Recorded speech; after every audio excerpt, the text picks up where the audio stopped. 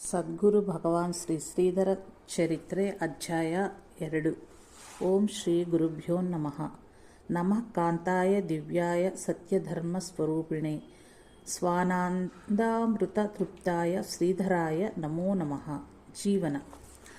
ಮಹಾಪ್ರಭುವಾದ ಶ್ರೀ ಗುರುದತ್ತನ ಪ್ರಸಾದವನ್ನು ಪಡೆದು ಬಂದು ಪತಕಿ ದಂಪತಿಗಳು ದತ್ತನ ಚಿಂತನೆಯಲ್ಲೇ ಇರುತ್ತಾ ಅಲೌಕಿಕವಾದ ಆನಂದದಲ್ಲಿ ತೇಲಾಡುತ್ತಿದ್ದರು.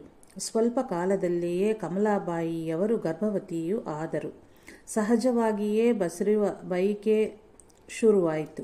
ಆದರೆ ಸಾಮಾನ್ಯ ಸ್ತ್ರೀಯರಿಗಿಂತ ವಿಲಕ್ಷಣವಾದ ಬಯಕೆ, ಪುರಾಣ ಪುಣ್ಯಕ್ಷೇತ್ರಗಳನ್ನು ಕೇಳಬೇಕೆಂಬ ಬಯಕೆ, ಸತ್ಸಾಹಸವನ್ನು ಮಾಡಬೇಕು ಎಂಬ ಬಯಕೆ, ಮುತ್ತೈದೆಯರಿಗೆ ಉಣಬಡಿಸಬೇಕೆಂಬೋ ಬಯಕೆ, ದಾನ ಧರ್ಮಗಳನ್ನು ಮಾಡಬೇಕು ಎಂಬೋ ಬಯಕೆ. ಲೋಕೋದ್ಧಾರಕರನ್ನು ಗರ್ಭದಲ್ಲಿ ಧರಿಸಿದ್ದ ಆಕೆ ದಿವ್ಯ ತೇಜಸ್ಸಿನಿಂದ ಕಂಗೊಳಿಸುತ್ತಿದ್ದಳು. ನವಮಾಸಗಳು ತುಂಬಿದವು. ತಾಯಿ ಬಯಾಬಾಯಿಯವರು ಮಗಳ ಬಾಣಂತನವನ್ನು ಗುಲ್ಬರ್ಗಾದ ಸಮೀಪ ಇರುವ ಲಾಡಾ ಚಿಂಚೋಳಿಯ ಇಲ್ಲಿದ್ದ ಹಿರಿಯ ಮಗಳು ಚಂದೂಬಾಯಿಯ ಮನೆಯಲ್ಲಿ ನಡೆಸುವ ಏರ್ಪಾಟು ಮಾಡಿದರು. ಶುಭ ದಿನದಲ್ಲಿ ಶ್ರೀಮಂತೋತ್ಸವ ಮಾಡಿಸಿ ಹಿರಿಯ ಅಳಿಯ ತ್ರಯಂಬಕ ದೇಸಾಯಿಯವರ ಸೌಜನ್ಯಯುತ ಸಹಕಾರದೊಂದಿಗೆ ಗರ್ಭಿಣಿಯನ್ನು ಲಾಡಚುಂಚುಳಿಗೆ ಕರೆತಂದರು. ಮಾರ್ಗಶೀರ್ಷೋಷಂ ಎನ್ನುವಂತೆ ಮಾಸಗಳಲ್ಲೆಲ್ಲ ಶ್ರೇಷ್ಠವಾದ ಮಾರ್ಗಶೀರ್ಷ ಮಾಸವೂ ಪ್ರಾರಂಭವೂ ಆಯಿತು. ಲಾಡಾ ಚಿಂಚೋಳಿಯ ಗಾಣಗಾಪುರದಿಂದ 10-12 ಮೈಲಿ ದೂರದಲ್ಲಿ ಇದ್ದರಿಂದ ಶ್ರೀ ಗುರುದತ್ತ ಜಯಂತಿ ಉತ್ಸವದ ಏರ್ಪಾಟು ಆ ಊರಲ್ಲೂ ಸಂಭ್ರಮದಿಂದ ಪ್ರಾರಂಭವಾಗಿತ್ತು. ಆ ಊರಿನ ಪ್ರಮುಖರಾದ ದೇಸಾಯಿಯವರು ಈ ಕಾರ್ಯಕ್ರಮಗಳಲ್ಲಿ ಸಕ್ರಿಯವಾಗಿ ಭಾಗವಹಿಸುತ್ತಿದ್ದರು. ಅಂದು ದತ್ತ ಜಯಂತಿಯ ದಿನ. ಎಲ್ಲೆಲ್ಲಿಯೋ ಭಜನೆ, ಕೀರ್ತನ, ಜಯ ಜಯಕಾರ ಮೇಳ ಆಗುತ್ತಿತ್ತು. ಇತ್ತ ಕಮಲಾಬಾಯಿಯವರಿಗೆ ಪ್ರಸವ ವೇದನೆಯೂ ಪ್ರಾರಂಭವಾಯಿತು. ಕಮಲಾಬಾಯಿಯವರು ಶಾಲಿವಾಹನ ಶಕೆ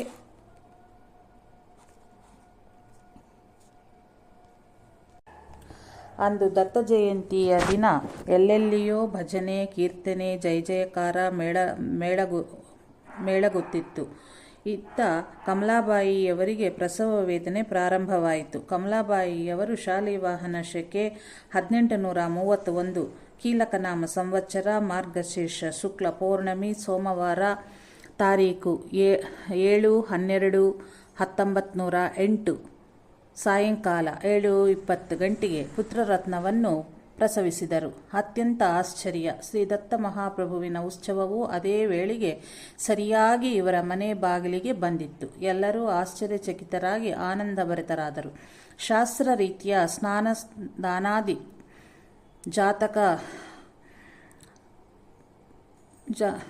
ಜಾತಕ ಮಾರ್ದಿಗಳನ್ನು ಮುಗಿಸಿ ನಾಮಕರಣ ಮಹೋತ್ಸವವನ್ನು ಏರ್ಪಡಿಸಿದರು.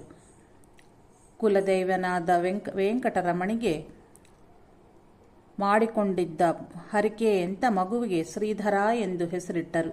ನಿತ್ಯಮೇವ ಮೋಕ್ಷಶ್ರಿಯಂ ಧರತಿತಿ ಶ್ರೀಧರ. ಯಾವಾಗಲೂ ಮೋಕ್ಷಶ್ರೀಯನ್ನು ಧರಿಸಿರುವವನೇ ಶ್ರೀಧರ ಎನ್ನುವಂತೆ ಶ್ರೀಧರ ನಾಮವು ಈ ಮಗುವಿಗೆ ಯಥಾರ್ಥವೂ ಅನ್ವರ್ಥವೂ ಆಯಿತು. ಶಿಶುವು ಹುಟ್ಟಿದ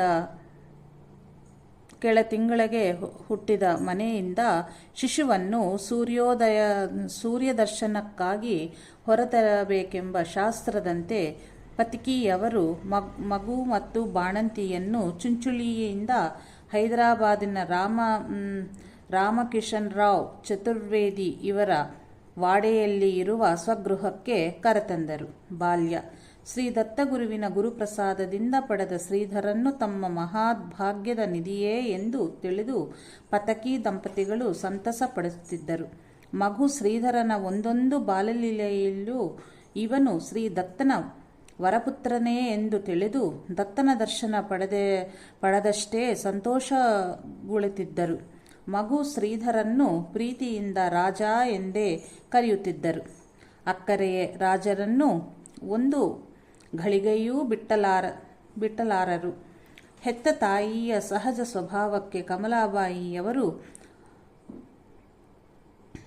ಹೊರತರಾಗಿರಲಿಲ್ಲ.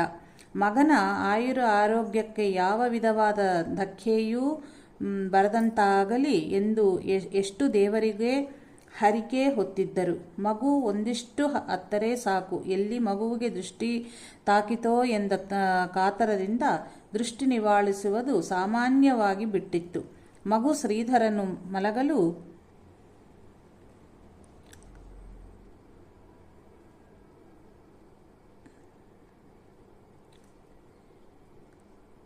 ವಾಘಿಣೀಶ ಮಜ ಬಾಳತೆ ಎಂಬ ಜೋಗುಳವನ್ನು ತಾಯಿ ಹಾಡಲೇ ಬೇಕಾಗಿತ್ತು. ಶ್ರೀಧರನು ಈ ರೀತಿ ವರ್ತಿಸುತ್ತಿದ್ದನು ನೋಡಿದರೆ ಯಶೋಧೆಯಿಂದ ಲಾಲಿಸಲ್ಪಟ್ಟ ಜಗದೋದ್ಧಾರಿ ಶ್ರೀಕೃಷ್ಣ ಪರಮಾತ್ಮನೇ ನೆನಪಿಗೆ ಬರಲಿಕ್ಕೆ ಸಾಕು. ಮಗು ರಾಜನಿಗೆ 6 ತಿಂಗಳಿಗೆ ಅನ್ನಪ್ರಾಶನ ಸಂಸ್ಕಾರವೂ ನೆರವೇರಿತು. ಅಣ್ಣ ತ್ರಯಂಬಕ, ಅಕ್ಕ ಗೋದಾವರಿಗೆ, ರಾಜನಲ್ಮೆಯ ತಮ್ಮನಾಗಿದ್ದ ಸಾಪತ್ನ ಭಾಗಿನಿ ರೇಣುಕಾಯಿ ಆಗಾಗ ಒಂದು ಮಲತಮನ್ನನ್ನು ಎತ್ತಿ ಮುದ್ದಾಡಿಸಿ ಹೋಗುತ್ತಿದ್ದಳು. ಮನೆಯವರಷ್ಟೇ ಅಲ್ಲದೆ ನೆರೆಹೊರೆಯ ಇರುವರ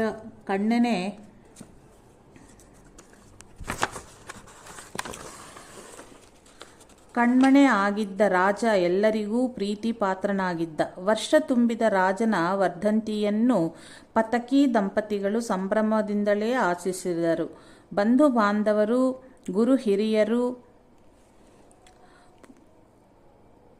ಪುತ್ರೋತ್ಸವಕ್ಕಾಗಿ ಆಶೀರ್ವಿಸಿದರು. ಹೀಗೆ ಸುಖಸಾಗರದಲ್ಲಿ ತೇಲಾಡುತ್ತಿದ್ದ ಸಂಸ್ಕಾರಕ್ಕೆ ದೊಡ್ಡ ಆಘಾತವಾಯಿತು. ನಾರಾಯಣರಾಯರು ಶಾಲಿವಾಹನ ಶಕ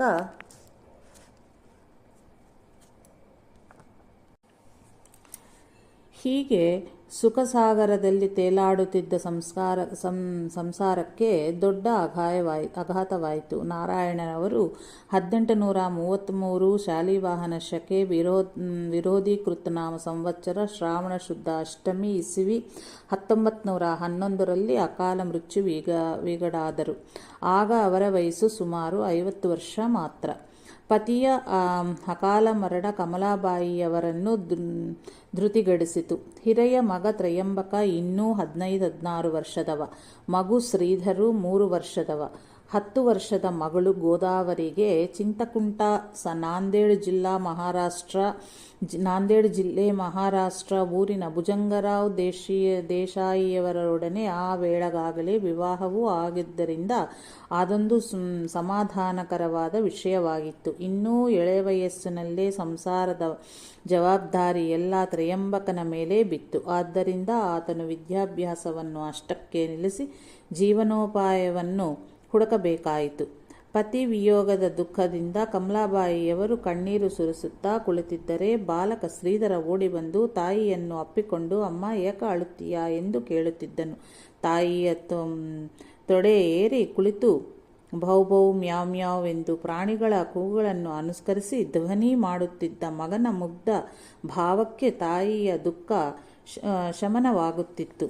ಊರಿನಲ್ಲಿ ಸಿಡಬು ರೋಗ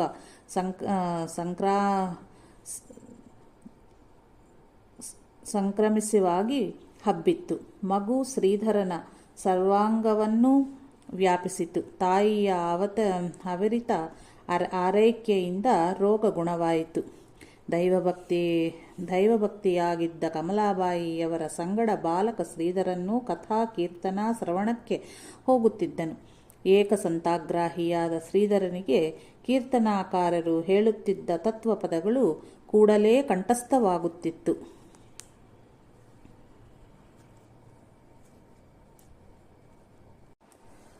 ಘಟಿಕಾ ಗೇಳಿ ಫಳೆ ಗೇಳಿಹಿ ತಾಸ ವಾಜೆ ಝಣಾಣ ಆಯುಷ್ಯಾಚ ನಾಶ ಹೋತೋ ರಾಮಕಾರೆ ಮುಣಾನ. ಘಳಿಗೆಗಳು ಕಳೆದು ಹೋಗುತ್ತಿವೆ. ಢಣ ಢಣ ಗಂಟೆ ಬಾರಿಸುತ್ತಿದೆ. ಆಯುಷ್ಯವೂ ವ್ಯರ್ಥವಾಗಿ ನಾಶವಾಗುತ್ತದೆ. ಆದರೂ ರಾಮ ಎಂಬ ನಾಮವನ್ನು ಏಕೆ ಉಚ್ಚರಿಸುವುದಿಲ್ಲ ಎಂಬ ಬೋಧಪ್ರದವಾದ ಪದ್ಯವನ್ನಂತೂ ಯಾವಾಗಲೂ ಜೋರಾಗಿ ಹೇಳಿಕೊಳ್ಳುತ್ತಾ ಇದ್ದನು. ತಿಳಿಯದಾಗಲಿ ಸ್ಪರ್ಶಿಸಿದರೆ ಬೆಂಕಿಯ ಹೇಗೆ ಸುಡುವುದೋ ಹಾಗೆಯೇ ಅರಿಯದೆಯೋ ಭಗವನ್ನಾಮವನ್ನು ಹೇಳಿದರೆ ಅದು ಪಾಪರಾಶಿಯನ್ನು ದಹಿಸುವುದು. ಮೃತ್ಯುವು ನಿನ್ನನ್ನು ಅಪಹರಿಸಿಕೊಂಡು ಹೋಗಲು ಕಾದು ಕುಳಿತಿದೆ. ಮಾನವನೇ, ಸ್ವಸ್ವರೂಪವಾದ ಅರಿವಿನಿಂದ ಜಾಗೃತನಾಗು. ಮನಸ್ಸೆಂಬ ಕರುವು ಪರನಾರಿಯರ ಕಡೆಗೆ ಧಾವಿಸುತ್ತಿರುವುದು. ಅದನ್ನು ವಿವೇಕವೆಂಬ ಪಾಶದಿಂದ ವೈರಾಗ್ಯವೆಂಬ ಗೂಟಕ್ಕೆ ಕಟ್ಟಿಹಾಕು ಎಂಬ ಅರ್ಥವನ್ನು ಕೊಡುವ ತತ್ವ ಪ್ರತಿಪಾದಿಕವಾದ ಪದ್ಯವೂ ಶ್ರೀಧರರಿಗೆ ಅತ್ಯಂತ ಪ್ರಿಯವಾಗಿತ್ತು. ಭಕ್ತಿಭಾವದ ಅಂಕುರ. ಹೈದರಾಬಾದಿನಲ್ಲಿ ಹೊಸವಿ ಆಲಮದಲ್ಲಿ ಅವರು ವಾಸವಾಗಿದ್ದ ಮನೆಯ ಸಮೀಪದಲ್ಲೇ ಶ್ರೀ ನಾರಾಯಣ ಮಹಾರಾಜ ಎಂಬ ಸಂತರ ಮಠವೂ ಒಂದಿತ್ತು. ಶ್ರೀ ಸಮರ್ಥ ಸಂಪ್ರದಾಯವರಾದ ಈ ಸಂತರು 12 ವರ್ಷ ಸಜ್ಜನಗಢದಲ್ಲಿ ತಪಸ್ಸು ಮಾಡಿ ಶ್ರೀರಾಮನ ಸಾಕ್ಷಾತ್ಕಾರವನ್ನು ಮಾಡಿಕೊಂಡಿದ್ದರು.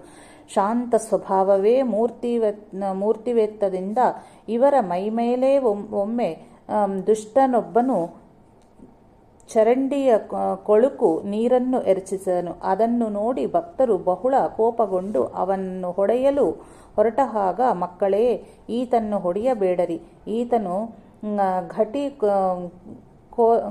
ಕಟಿಕ್ರೋಧನೆಯೇ ಮರ್ಮವನ್ನು ತಿಳಿಸಿದ್ದಾನೆಂದೇ ತಿಳಿಯಿರಿ. ಚರ್ಮದ ಹೊದಿಕೆಯೊಳಗಿರುವ ಈ ಶರೀರ ಧೂಳುಗಳೆಲ್ಲ ಇಂಥದೇ. ಹೊಲಸು ತುಂಬಿದೆ. ಆದ್ದರಿಂದ ಶರೀರದಲ್ಲೇ ಅಭಿಮಾನವೀಡಬೇಡಿ ಎಂಬುದನ್ನೇ ಎತ್ತಿ ತೋರಿಸುತ್ತಿದ್ದಾನೆ ಎಂದು ಹೇಳಿ ಅವರನ್ನು ತಡೆದರು. ಆ ದುಷ್ಟನು ಈ ಮಾತುಗಳನ್ನು ಕೇಳಿ ತನ್ನ ಕೃತ್ಯಕ್ಕೆ ಪಶ್ಚಾತ್ತಾಪ ಪಟ್ಟು ಅವರಲ್ಲಿ ಕ್ಷಮಾ ಯಾಚಿಸಿದನು.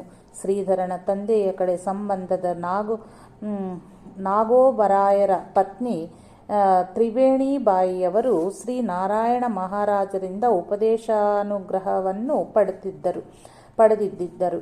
ಈಕೆಯೊಡನೆ ಕಮಲಾಬಾಯಿಯವರು ಶ್ರೀಧರನ್ನು ಈ ಮಠಕ್ಕೆ ಕರೆತಂದುಕೊಂಡು ಹೋಗಿ ಬರುತ್ತಿದ್ದರು. ಈ ಮಹಾತ್ಮರ ದರ್ಶನ, ಸದ್ವಿಚಾರ ಶ್ರವಣವು ಬಾಲಕ ಶ್ರೀಧರನ ಅಂತಃಕರಣದ ಮೇಲೆ ಪರಿಣಾಮ ಮಾಡುತ್ತಿತ್ತು. ಈ ಮಠದಲ್ಲಿದ್ದ ಶ್ರೀ ಸಮರ್ಥರ ತೈಲಚಿತ್ರವು ಬಾಲಕ ಶ್ರೀಧರನ್ನು ಬಹುಳ ಆಕರ್ಷಿಸಿತ್ತು. ಶ್ರೀಧರನು ತದೇಕ ಚಿತ್ತದಿಂದ ಅದನ್ನೇ ನೋಡುತ್ತಾ ಗಂಟೆಗಟ್ಟಲೆ ಕುಳಿತು ಬಿಡುತ್ತಿದ್ದನು. ಬಾಲಕ ಶ್ರೀಧರನಿಗೆ ಶ್ರೀರಾಮನಾಮದ ಮೇಲೆ ಅಪಾರ ಪ್ರೀತಿ. ತಾಯಿಯ ಉಪದೇಶ, ಸಂಸ್ಕಾರ ಮತ್ತು ಪುರಾಣ ಕೀರ್ತನಗಳಲ್ಲಿ ಕೇಳಿದ ಅನನ್ಯಾಶ್ಚಿಂತಯಂತೋ ಮಾಯೇ ಜನಾ ಪರ್ಯುಪಾಶತೆ ತೇಷಾಂ ನಿತ್ಯಾಭಿಯುಕ್ತಾನಾಂ ಯೋಗಕ್ಷೇಮಂ ಮಹಾಮ್ಯಹಂ. ಭಗವದ್ಗೀತಾ ಶ್ಲೋಕ. ಅನನ್ಯ ಭಾವದಿಂದ ಯಾರು ನನ್ನ ಚಿಂತೆಯನ್ನು ಮಾಡುತ್ತಾರೋ ಅವರ ಯೋಗಕ್ಷೇಮವನ್ನು ನಾನು ವಹಿಸುತ್ತೇನೆ ಎಂಬುದನ್ನು ಮತ್ತು ಸದಾ ಸರ್ವದಾ ದೇವ ಸನ್ನಿಧಿ ಆಪೆ ಕೃಪಾಳು ಫಣೆ ಅಲ್ಬಿಧಾರಿಷ್ಟ ಪಾಪೆ ಸುಖಾನಂದ ಆನಂದ ಕೈವಲ್ಯ ದಾನಿ ಸುಪೇಕ್ಷಿತ ಕದಾ ರಾಮದಾಸಾಭಿಮಾನಿ. ದೇವನು ಯಾವಾಗಲೂ ನಮ್ಮ ಸಮೀಪದಲ್ಲೇ ಇದ್ದಾನೆ. ನಾವು ಶ್ರದ್ಧಾಭಕ್ತಿಯಿಂದ ಅಲ್ಪ ಸೇವೆ ಮಾಡಿದರೂ ಕೃಪಾಳುವಾದ ಅವನು ಅದನ್ನು ನೋಡುತ್ತಾನೆ. ಸುಖಸ್ವರೂಪ, ಆನಂದ ಸ್ವರೂಪ ಹಾಗೂ ಮೋಕ್ಷದಾತನೂ ಆದ ಶ್ರೀರಾಮನು ದಾಸಾಭಿಮಾನಿಯೂ ಭಕ್ತಾಭಿಮಾನಿಯೂ ಆಗಿದ್ದು ಭಕ್ತರೊಂದಿಗೆ ಉಪೇಕ್ಷಿಸುವುದಿಲ್ಲ ಇತ್ಯಾದಿ ವಾಕ್ಯಗಳು ಶ್ರೀಧರ ಕೋಮಲ ಮನಸ್ಸಿನಲ್ಲಿ ರಾಮಭಕ್ತಿಯು ದೃಢವಾಗುವಂತೆ ಮಾಡಿದವು. ಆ ಆಸನದಲ್ಲಿ ಕುಳಿತು ಕಣ್ಣು ಮುಚ್ಚಿ ತುಳಸಿ ಮಾಲೆಯನ್ನು ಹಿಡಿದು ಜಪವನ್ನು ಮಾಡಲು ಕುಳಿತು ಬಿಟ್ಟನೆಂದರೆ ಸಮಯದ ಪರಿಯವೇ ಇರುತ್ತಿರಲಿಲ್ಲ. ಆ ಕಾಂತಮೂರ್ತಿಯು ಸುಂದರಾಕಾರವು ಬಾಲಕ ಧ್ರುವವನ್ನು ನೆನಪಿಗೆ ತರುವಂತೆ ಇರುತ್ತಿತ್ತು. ಕಥಾಶ್ರವಣದಲ್ಲಿ ಅತ್ಯಂತ ಆಸಕ್ತನಾಗಿದ್ದ ಶ್ರೀಧರ ಒಮ್ಮೆ ರಾಮಾಯಣ ಕಥೆ ಕೇಳಲು ಹೋಗಿದ್ದನು. ಪುರಾಣ ಮುಗಿದು ಶಾಸ್ತ್ರಿಗಳು ಗ್ರಂಥವನ್ನು ಕಟ್ಟುತ್ತಿದ್ದಾಗ ಶಾಸ್ತ್ರಿಗಳೇ, ಇನ್ನೂ ಸ್ವಲ್ಪ ಹೇಳಿ, ನನಗೆ ರಾಮಕಥೆ ಎಂದರೆ ಬಹಳ ಇಷ್ಟ ಎಂದನು. ನಾಳೆ ಹೇಳುತ್ತೇನೆ ಮಗು ಎಂದು ಪುರಾಣಿಕರು ಸಮಾಧಾನ ಮಾಡಬೇಕಾಯಿತು. ಒಂದು ದಿನ ತಾಯಿ ಕಮಲಾಬಾಯಿಯವರು ರಾಮನಾಮ ಸ್ಮರಣೆಯನ್ನು ಭಕ್ತಿಯಿಂದ ಮಾಡಿದರೆ ರಾಮನು ನಮಗೆ ಬೇಕಾದನ್ನೆಲ್ಲನೂ ನೀಡುತ್ತಾನೆ ಎಂದು ಹೇಳಿದರದನ್ನು ಕೇಳದ ಮೇಲಂತೂ ಬಾಲಕ ಶ್ರೀಧರನ ಹೃದಯದಲ್ಲಿ ಶ್ರೀರಾಮ ಭಕ್ತಿ ಇನ್ನೂ ದೃಢವಾಗಿ ಬೇರೂರಿತು.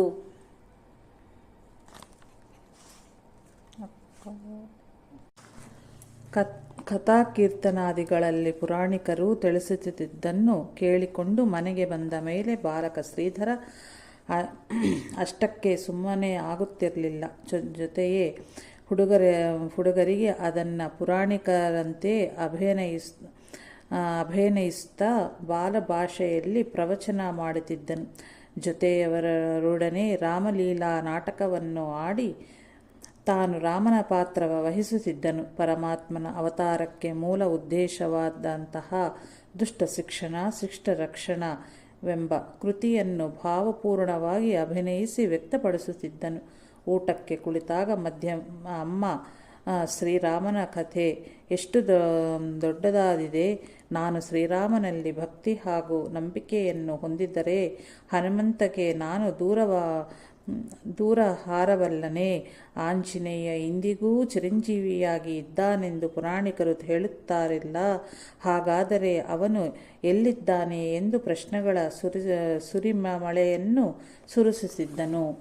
ಧ್ರುವ ಮತ್ತು ಶುಕ ಮುನಿಯ ಚರಿತ್ರೆಯನ್ನು ಕೇಳಿದಾಗ ತಾನು ಅವರಂತೆ ತಪಸ್ವಿಯೂ ಜ್ಞಾನ ವೈರಾಗ್ಯ ಸಂಪನ್ನನೂ ಆಗಬೇಕೆಂದು ಅಂದುಕೊಳ್ಳುತ್ತಿದ್ದನು. ಶ್ರೀರಾಮನ ಬಗ್ಗೆ ಆಗಲಿ ಅಥವಾ ಯಾವುದೇ ದೇವರುಗಳ ಅಥವಾ ಧರ್ಮದ ಬಗ್ಗೆ ಆಗಲಿ ಯಾರಾದರೂ ಅವಹೇಳನಕರವಾಗಿ ಮಾತನಾಡಿದರೆ ಆವೇಶದಿಂದ ಖಂಡಿಸುತ್ತಿದ್ದನು. ಹಾಗೂ ಅವರು ವಿತಂಡವಾದ ನಡೆಸಿದರೆ, ಶ್ರೀರಾಮನ ಭಕ್ತಿಯ ರುಚಿ ನಿಮಗೇನಾದರೂ ಗೊತ್ತಿದ್ದರೆ ನೀವು ಹೀಗೆ ಆಡುತ್ತಿರಲಿಲ್ಲ ಎಂದು ಹೇಳಿ ಆ ಸ್ಥಳವನ್ನು ಬಿಟ್ಟು ಹೋಗಿ ಬಿಡುತ್ತಿದ್ದನು. ಅಣ್ಣ ತ್ರಯಂಬಕರೊಡನೆ ಒಮ್ಮೆ ಗಣೇಶೋತ್ಸವಕ್ಕೆ ಬಾಲಕ ಶ್ರೀಧರನು ಹೋಗಿದ್ದನು. ಅಲ್ಲಿ ಕಥಾಕೀರ್ತನಕಾರರು ತಿಳಿಸುತ್ತಿದ್ದ ವಿಷಯಗಳನ್ನು ಕೇಳಿ ಅವನಿಗೆ ಆಶ್ಚರ್ಯವೋ ಆಶ್ಚರ್ಯ. ಅಣ್ಣ, ಇಷ್ಟು ಪುಟ್ಟ ತಲೆಯಲ್ಲಿ ಇಷ್ಟೆಲ್ಲ ಪದಗಳು ಹೇಗೆ ತುಂಬಿವೆ? ತಮ್ಮ ಪರಮಾತ್ಮನ ಅನಂತ ಶಕ್ತಿಗೆ ಎಲ್ಲವೂ ಸಾಧ್ಯವಿದೆ ಎಂದು ಸಮಾಧಾನ ಹೇಳಿದರು. ಏಕಾದಶಿ, ಶಿವರಾತ್ರಿ, ಶ್ರಾವಣ ಸೋಮವಾರಗಳು, ರಾಮನವಮಿ ಮುಂತಾದ ದಿನಗಳಲ್ಲಿ ಮನೆಯಲ್ಲಿ ಎಲ್ಲರಂತೆ ತಾನು ಉಪವಾಸ ಮಾಡುತ್ತಿದ್ದನು. ಈ ಪರ್ವ ದಿನಗಳಂತಲೂ ಇನ್ನೂ ವಿಶೇಷವಾಗಿ ಜಪ, ಧ್ಯಾನ, ಪುರಾಣ ಶ್ರವಣವನ್ನು ಮಾಡುತ್ತಿದ್ದನು. ಬಾಲಕ ಶ್ರೀಧರಲ್ಲಿ ತುಂಟತನ ಕಡಿಮೆ ಏನೂ ಇರಲಿಲ್ಲ. ಒಮ್ಮೆ ದೊಡ್ಡಪ್ಪ ಗೋವಿಂದರಾಯರ ಇವನ ತುಂಟತನಕ್ಕಾಗಿ ಹೊಡೆದಿದ್ದರು. ಅಂದು ಸಂಜೆ ಅವರು ಸಂಧ್ಯಾವಂದನೆ ಮಾಡುತ್ತಾ ಆಚಮನೆ ಮಾಡುವಾಗ ಶ್ರೀಧರಾಯ ನಮಃ ಎಂದು ಉಚ್ಚರಿಸುತ್ತಾ ಸ್ವಲ್ಪ ಜೋರು ಧ್ವನಿಯಲ್ಲಿದ್ದರಿಂದ ಪಕ್ಕದಲ್ಲಿ ಕುಳಿತಿದ್ದ ಶ್ರೀಧರನಿಗೆ ಕೇಳಿಸಿತು.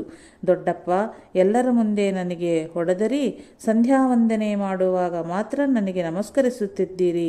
5 ವರ್ಷದ ಬಾಲಕ ಶ್ರೀಧರನ ಈ ನುಡಿಯನ್ನು ಕೇಳಿ ಎಲ್ಲರೂ ಅವಾಕ್ಕಾದರು. ಶ್ರೀಧರ ವಾಸವಾಗಿದ್ದ ಮನೆಯ ಹತ್ತಿರ ಒಂದು ಬಾವಿ ಇತ್ತು. ಅದರ ಸುತ್ತಮುತ್ತಲೂ ಕುಂಬಾರ ಹುಳುಗಳ ಸಂಸಾರಗಳೇ ನೆಲೆಸಿದ್ದವು. ಅವು ಕಚ್ಚಿದರೆ ಚೇಳು ಕಚ್ಚಿದಂತಕ್ಕಿಂತಲೂ ಹೆಚ್ಚು ನೋವಾಗುತ್ತಿತ್ತು. ಆದ್ದರಿಂದ ಆ ಬಾವಿಯಿಂದ ನೀರು ತೆಗೆದುಕೊಂಡು ಹೋಗುವುದಕ್ಕೆ ಎಲ್ಲರೂ ಹೆದರುತ್ತಿದ್ದರು. ಒಮ್ಮೆ ಒಬ್ಬ ಮುದುಕಿಯು ಶ್ರೀಧರನ್ನು ಕುರಿತು, ಅಪ್ಪ ಶ್ರೀಧರ, ಈ ಹುಳಗಳು ನೀರು ಸೇದುವುದಕ್ಕೆ ಬರುವರನ್ನೆಲ್ಲ ಕಚ್ಚಿ ಹಿಂಸೆ ಮಾಡುತ್ತಾ ಇವೆ. ನೀನಾದರೂ ನಿವಾರಿಸಬಾರದೇ ಎಂದು ಕೇಳಿದಳು. ಪರರ ನೋವಿನಿಂದ ತನ್ನ ನೋವೆಂದೇ ಭಾವಿಸಿದ್ದ ಬಾಲಕ ಶ್ರೀಧರನ ಮನಸ್ಸು ಆಕೆಯ ಮಾತು ಕೇಳಿ ಕರಗಿ ಹೋಯಿತು. ಶ್ರೀರಾಮನ ದುಷ್ಟ ರಾವಣ ಸಂಹಾರ ಮಾಡಲಿಲ್ಲವೇ? ಕ್ರೂರಿ ಕಂಸನನ್ನು ಶ್ರೀಕೃಷ್ಣ ವಧಿಸಲಿಲ್ಲವೇ?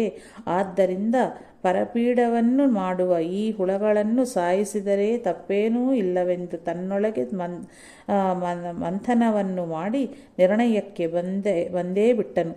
ಬಾಲಕ ಶ್ರೀಧರನು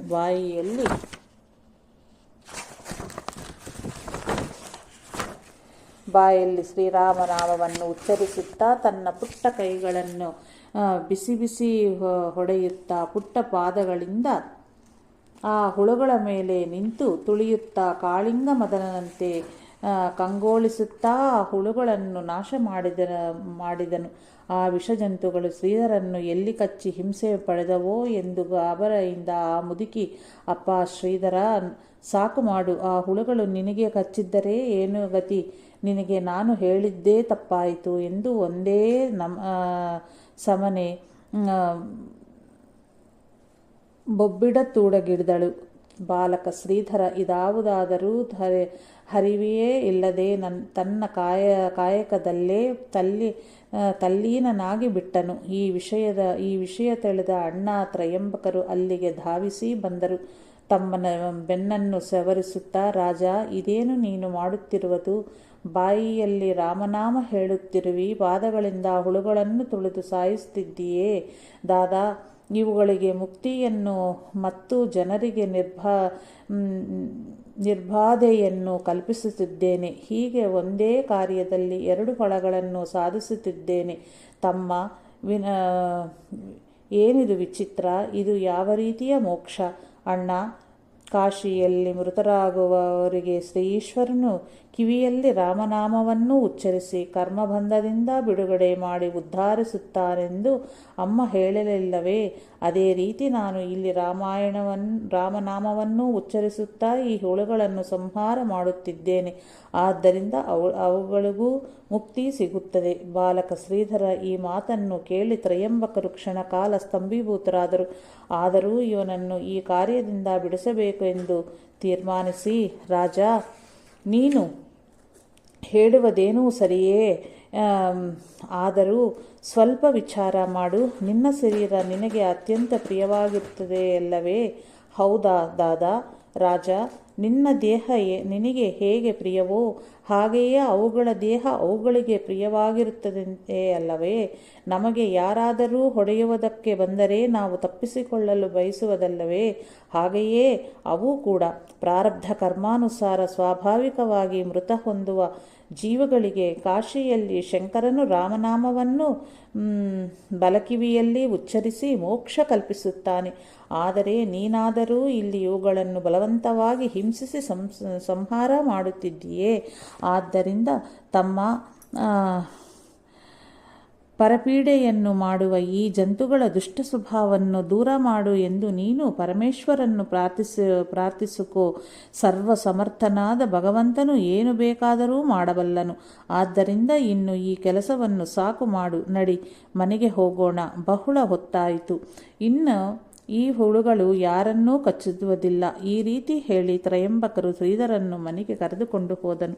ಆಶ್ಚರ್ಯವೇನೆಂದರೆ ಶ್ರೀಧರನ್ನು ಒಂದು ಹುಳವೂ ಕಚ್ಚಿರಲಿಲ್ಲ. ಈಶ ಸಂಕಲ್ಪ ಹೇಗಿತ್ತೋ ಏನೋ,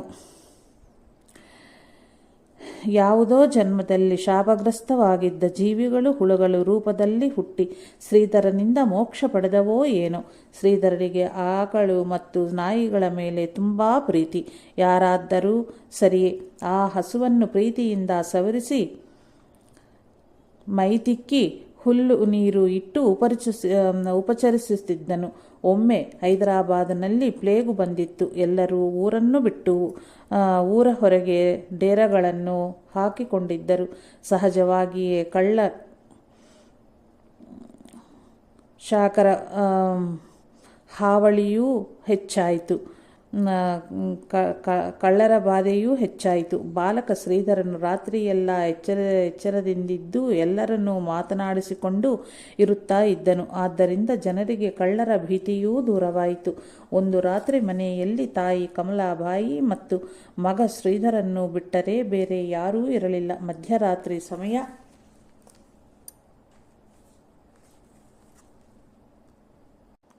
2-3 ಗಂಟೆ ಸಮಯವಿರಬಹುದು. ತಾಯಿ ಹೊಟ್ಟೆ ನೋವಿನಿಂದ ನರಳುತ್ತಿದ್ದಳು. ಬಾಲಕ ಶ್ರೀಧರಿಗೆ ಎಚ್ಚರಿಕೆ ಆಯಿತು. ಅಮ್ಮ, ಏನಾಗುತ್ತಾ ಇದೆಯೇ? ಯಾಕೆ ನರಳುತ್ತಿದ್ದೀಯಾ ಅಂತ ಕೇಳಿದನು. ಮಗು, ಹೊಟ್ಟೆ ನೋಯುತ್ತದೆ. ಬೆಳಗಾದ ಕೂಡಲೇ ದೊಡ್ಡಪ್ಪ ಮನೆಯ ಹತ್ತಿರಿರುವ ವೈದ್ಯರನ್ನು ಕಂಡು ಔಷಧಿಯನ್ನು ತೆಗೆದುಕೊಂಡು ಬಾ. ತಾಯಿ ಪಡುತ್ತಿದ್ದ ಹಿಂಸೆಗೆ ಬಾಲಕ ಶ್ರೀಧರನು ಕರಳು ಕಿವುಚಿದಂತಾಯಿತು. ಅಮ್ಮ, ಬೆಳಗ್ಗೆ ಏಕೆ? ಈಗಲೇ ತಂದು ಕೊಡುತ್ತೇನೆ ಎನ್ನುತ್ತಾ ಬಸರಗಂಜರಿಂದ ಪೀಲಖಾನೆಯವರೆಗೆ ಸುಮಾರು 3/4 ಮೈಲಿ ಆ ಅಪರಾತ್ರಿಯಲ್ಲೇ ನಿರ್ಭೀತದಿಂದ ಓಡುತ್ತಾ ಹೋಗಿ ತಾಯಿಗೆ ಔಷಧ ತಂದುಕೊಟ್ಟನು. ತಾಯಿಯ ಕಣ್ಣುಗಳಿಂದ ಪ್ರೇಮಾಶ್ರು ಧಾರಿಯಾಗಿ ಸುರಿಯಿತು. ರಾಜ, ಒಬ್ಬನೇ ಹೇಗೆ ಹೋಗಿ ಬಂದೆ ಮಗು? ನಿನಗೆ ಹೆದರಿಕೆ ಆಗಲಿಲ್ಲವೇ ಅಂತ ಕೇಳಿದಳು. ನೀನೇ ಹೇಳುತ್ತಿದ್ದೀಯಲ್ಲಮ್ಮ, ಭಗವಂತನು ಸದಾ ಭಕ್ತರ ಜೊತೆಯೇ ಇರುತ್ತಾನೆ ಎಂದು, ಆದ್ದರಿಂದ ನನಗೇನೂ ಭೀತಿ ಎಂದನು. ಭಕ್ತಿರಸ ಪಾನ ಮಾಡಿದ್ದ ಬಾಲಕ ಶ್ರೀಧರನು ಕೊಟ್ಟ ಔಷಧವನ್ನು ಕುಡಿದ ಮೇಲೆ ಆ ತಾಯಿಗೆ ಮುಂದೆ ಎಂದೂ ಹೊಟ್ಟೆ ಸೂಲಿ ಬರಲೇ ಇಲ್ಲ. ಒಂದು ದಿನ ಯಾವುದೋ ಬೇರೆ ಊರಿನ ಜಾತ್ರೆಗೆ ಕೆಲವು ಜನರೊಡನೆ ಹೊರಟಿದ್ದಳು. ಅಣ್ಣ ತ್ರಯಂಬಕರೊಡನೆ ಶ್ರೀಧರನೂ ಹೊರಟಿದ್ದನು. ಎಲ್ಲರೂ ಶ್ರೀರಾಮ ಮಹಿಮೆಯ ಬಗ್ಗೆ ಮಾತನಾಡುತ್ತಿದ್ದ ದಾರಿ ಸವೆಸುತ್ತಿದ್ದರು. ಒಂದು ಸಂದರ್ಭದಲ್ಲಿ ಬಾಲಕ ಶ್ರೀಧರನು ಶ್ರೀರಾಮನು ತನ್ನ ಭಕ್ತರನ್ನು ಕಾಪಾಡುತ್ತಾ ಯಾವಾಗಲೂ ಅವರ ಹಿಂದೆಯೇ ಇರುವನು ಎಂದನು. ಶ್ರೀಧರ, ನೀನು ದೇವರ ಬಗ್ಗೆ ತುಂಬ ಹೇಳುತ್ತೀಯ. ಮೊನ್ನೆ ನನ್ನ ಮಗನ ಸಂಗಡ ಭಗವಂತನು ಭಕ್ತರ ಬಿಂಬೆಡೆತನು ಎಂದಂತೆ ನೀನು ಎಂದಾದರೂ ಶ್ರೀರಾಮನ್ನು ಕಂಡಿದ್ದೀಯಾ ಎಂದು ವಿನೋದಕ್ಕಾಗಿ ಅವರಲ್ಲಿ ಒಬ್ಬನು ಕೇಳಿದನು. ಹೌದು, ಶ್ರೀರಾಮನು ನಮ್ಮ ಈ ಕಣ್ಣಿಗೆ ಪ್ರತ್ಯಕ್ಷವಾಗಿ ಕಾಣುವುದಿಲ್ಲ, ಆದರೆ ಭಕ್ತರ ರಕ್ಷಣೆಗಾಗಿ ಅವರ ಬೆನ್ನ ಹಿಂದೆಯೇ ಇರುವನು. ಕೀರ್ತನೆಯಲ್ಲಿಯೂ ಹಾಗೆಯೇ ಹೇಳುತ್ತಾರೆ ಅಲ್ಲವಾ ದಾದಾ? ಶ್ರೀರಾಮನೇ ರಕ್ಷಿಸುತ್ತಾನೆ ಎಂದರೆ ಎದುರಿಗೆ ಕಾಣುತ್ತದೆಯಲ್ಲ, ಆ ಕೆರೆಗೆ ಹಾರು ನೋಡೋಣ, ನಾವು ಯಾರೂ ನಿನ್ನ ರಕ್ಷಣೆಗೆ ಬರುವುದಿಲ್ಲ ಎಂದು ಆತ ಪುನಃ ಸವಾಲು ಎಸೆದನು. ಕೂಡಲೇ ಬಾಲಕ ಶ್ರೀಧರನು ಯಾವ ಸಂದೇಹವನ್ನೂ ಪಡದೆ ಆ ಕೆರೆಗೆ ಧುಮುಕಲು ಉದ್ಯುಕ್ತನಾದನು. ತ್ರಯಂಬಕ ಮತ್ತು ಇತರರು ಅವನನ್ನು ತಡೆದು ನಿಲ್ಲಿಸಬೇಕಾಯಿತು. ಬಾಲ್ಯದಲ್ಲೇ ಶ್ರೀಧರನ ದೃಢಭಕ್ತಿಯನ್ನು ಒರೆಹಚ್ಚಬಲ್ಲ ಪ್ರಸಂಗವೊಂದು ಹೀಗೆ ನಡೆದಿತ್ತು. ನಮಃ ಶಾಂತಾಯ ದಿವ್ಯಾಯ ಸತ್ಯಧರ್ಮ ಸ್ವರೂಪಿಣೆ ಸ್ವಾನಂದಾಮೃತ ತೃಪ್ತಾಯ ಶ್ರೀಧರಾಯ ನಮೋ ನಮಃ. ಸದ್ಗುರು ಭಗವಾನ್ ಶ್ರೀ ಶ್ರೀಧರಾರ್ಪಣಮಸ್ತು.